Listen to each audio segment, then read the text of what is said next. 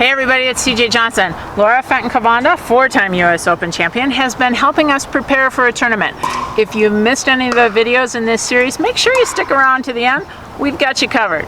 Today, Laura's going to give us some tips on nutrition. Now, it's easy when you're a runner, you think about nutrition. When you're doing some of those other sports, you think about nutrition. But you know what? It's important on the pickleball court as well. What should we be thinking about when we're playing tournaments? Well, without going into like every little detail, but I just want to hit a couple of the major areas. Number one, right prior to a tournament, don't change a thing of what your routine is. If you're used to having a cup of coffee in the morning, enjoy your cup of coffee. If you have caffeine while you're playing, have caffeine while you're playing. That is not the time to be making changes. So many times people go, oh, I know this isn't healthy. I shouldn't have dessert. I shouldn't do this. I shouldn't do that. No, your body is used to a certain thing.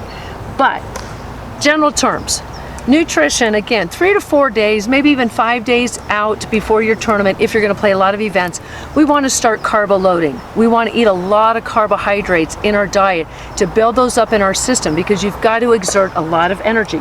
We know when we get on the court, we have a lot of pressure and the endorphins start kicking in, or the nerves start kicking in. It's like, it actually eats up a lot more of your nutritious foods that you've already eaten, or if you haven't taken in nutrition, you're in trouble, okay? So carbo loading, hydration, same thing. 3 to 4 days in advance, we want to start not just drinking a lot of water, we want to start drinking a lot of electrolytes as well. That's going to help you recover throughout the day as well as day to day. And the last one, let's say the day of. Whether you eat this or not, I'm just going to tell you what occurs physiologically in the body.